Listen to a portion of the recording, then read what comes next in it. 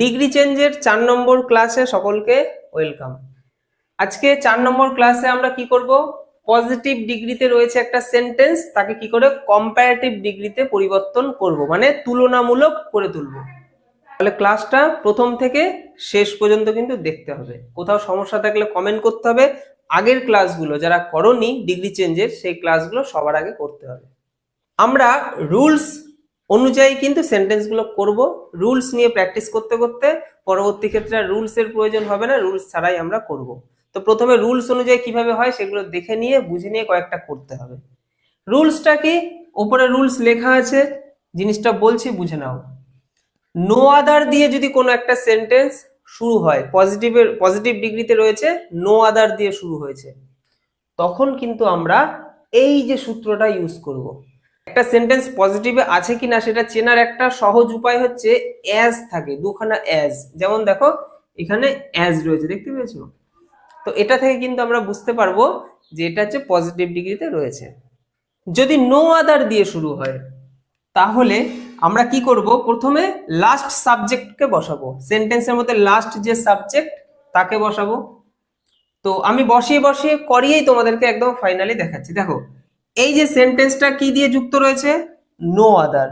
তাহলে no other দিয়ে যেহেতু সেন্টেন্সটা শুরু হয়েছে, তাই আমরা সূত্র অনুযায়ী কি করব, লাস্ট সাবজেক্ট, দিস হচ্ছে লাস্ট সাবজেক্ট, বসিয়ে দেবো। এখন দিসকে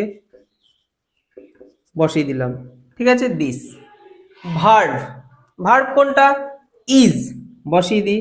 দেখো দিসকে আমরা সিঙ্গুলার হিসেবে ধরছি, সেহেতু আমরা কিন্তু ইজ বসাবো। প্রেজেন্ট টেন্সে রয়েছে তাই কিন্তু আমরা ইজ বসালাম। পাস্ট টেন্সে নেই, আমরা দেখতেই পাচ্ছি ইজ রয়েছে।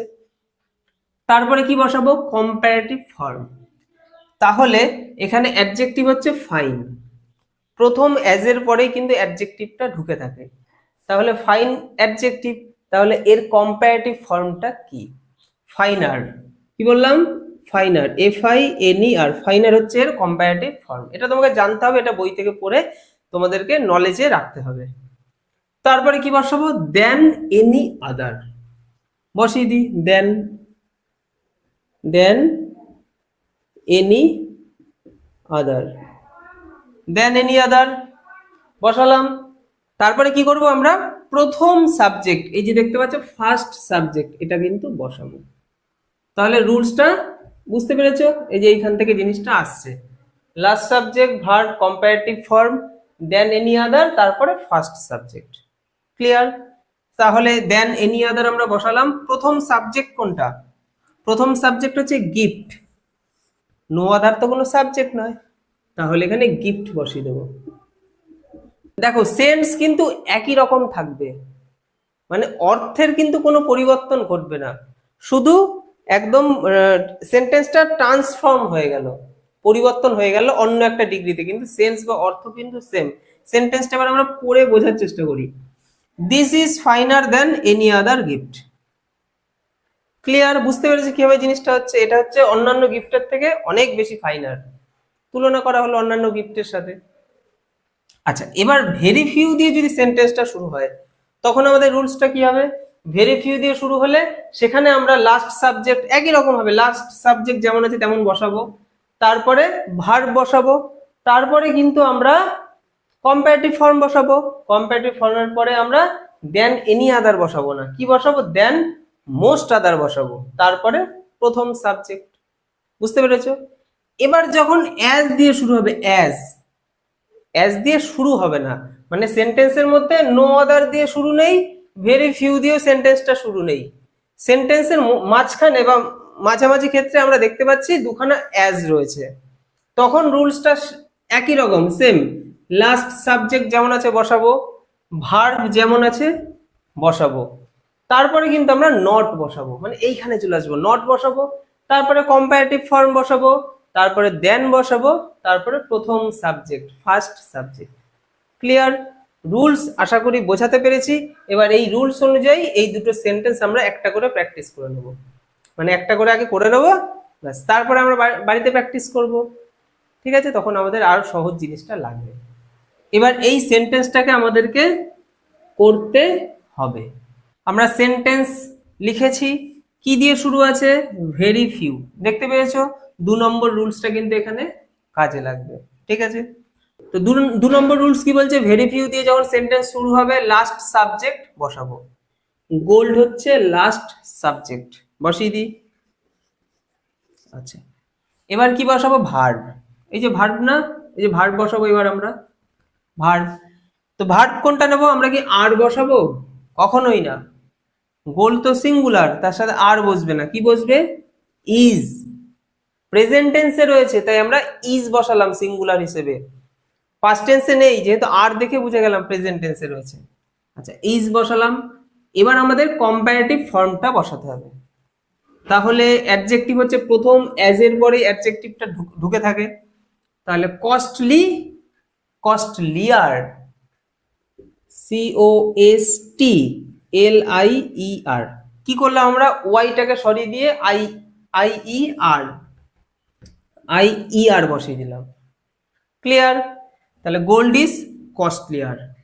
নেক্সট কি করব, দেন মোস্ট আদার, আমরা কম্পারেটিভ ফর্ম বসিয়ে দিয়েছি, এবার দেন মোস্ট আদার। ঠিক আছে, দেন মোস্ট আদার বসালাম। তারপরে প্রথম সাবজেক্ট বসিয়ে দেবো, ফার্স্ট সাবজেক্ট। তাহলে প্রথম সাবজেক্ট কোনটা, মেটালস, তাই তো, ভেরি ফিউ তো কোনো সাবজেক্ট নয়, মেটালস। ঠিক আছে, তাহলে gold is costlier than most other metals, মানে অন্যান্য অনেক মেটালের মধ্যেও গোল্ড হচ্ছে কিন্তু সব থেকে দামি, কস্টলি, তুলনা করা হয়ে গেল।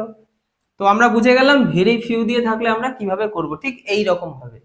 এবার আমরা দেখব অ্যাজ, সবকটার মধ্যে কিন্তু অ্যাজ রয়েছে মাঝখানে, কিন্তু শুরুটা কোনোটা ভেরি ফিউ দিয়ে কোনোটা নো আদার দিয়ে, তাই আমরা এভাবে করলাম। এবার ভেরি ফিউ নো আদার এই দুটোই থাকবে না, সেন্টেন্সের মধ্যে শুধু অ্যাজ থাকবে। তখন আমরা এই লাস্টের রুলস অনুযায়ী সেন্টেন্স করে তোমাদেরকে দেখাচ্ছি। সেন্টেন্স আমাদের রেডি, এবার আমাদেরকে করতে হবে, চলো। আচ্ছা, অ্যাজ দিয়ে রয়েছে, দেখো সেন্টেন্সের প্রথমে কিন্তু ভেরি ফিউ নো আদার কিচ্ছু নেই, শুধু দেখতে পেয়েছি এখানে অ্যাজ আর এখানে অ্যাজ রয়েছে।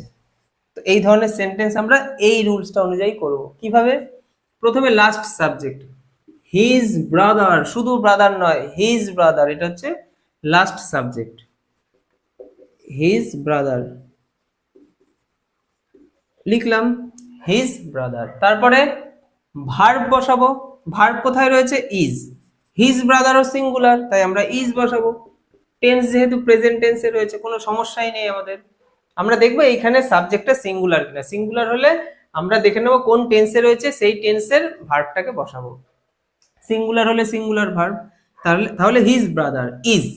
তারপরে কিন্তু আমাদের এইখানে চলে আসতে হবে, নট, নট কম্পারেটিভ ফর্ম, তাহলে অ্যাডজেক্টিভ হচ্ছে টল, টলের কম্পারেটিভ ফর্ম হচ্ছে টলার, LLER, TALLER, টলার। নেক্সট দেন বসাতে হবে, তাই তো, দেন বসিয়ে দিই, দেন বসিয়ে দিই, দেন বসিয়ে দিয়েছি। তারপরে কি বসাবো, ফার্স্ট সাবজেক্ট, প্রথম সাবজেক্ট। হি হচ্ছে প্রথম সাবজেক্ট, ডাইরেক্ট এখানে হি বসিয়ে দেবো না, হি যখন শেষে চলে যাবে, মানে ভার্বের পরে চলে যাচ্ছে, তখন কিন্তু সাবজেক্টিভ ফর্ম হবে না, কি হবে, অবজেক্টিভ ফর্ম। এই জিনিসগুলো কিন্তু মাথায় রাখতে হবে। তাহলে হি এর অবজেক্টিভ ফর্ম হচ্ছে আমরা হিম বসাবো, হিম। ক্লিয়ার? তাহলে his brother is not taller than him. অর্থ দেখো একই থাকছে, বাংলায় অর্থটা কি দাঁড়াচ্ছে, he is as tall as his brother, মানে সে এতটা লম্বা যতটা তার ভাই লম্বা বা দাদা লম্বা, ব্রাদার লম্বা। তাহলে his brother is not taller than him, তার মানে তার ভাই তো তার থেকে লম্বা নয়, লম্বা নয় মানে কি, তার মতনই লম্বা। সেন্স অর্থ একই থাকলো, শুধু আমরা ট্রান্সফর্ম করে দিলাম। তো এইভাবে তোমরা পজিটিভ থেকে কম্পারেটিভে খুব সহজে করতে পারো। এই কটা জানলে তোমার আর সমস্যা হবে না পরীক্ষার সময়, সরকারি চাকরির পরীক্ষার সময়, কোনো ক্ষেত্রেই না। আশা করি বুঝতে পেরেছো, না বুঝতে পারলে ভিডিওটা বারবার দেখো, তারপরও না বুঝতে পারলে কমেন্ট করো। দেখা হবে নেক্সট ক্লাসে। ডিগ্রি চেঞ্জের কিন্তু এখনো 2টো ক্লাস রয়েছে। বুঝতে পেরেছো সবাই? ভালো লাগলে লাইক, কমেন্ট, শেয়ার সমস্ত কিছু তোমাদের থেকে আমি আশা করি। ভালো থেকো, দেখা হবে।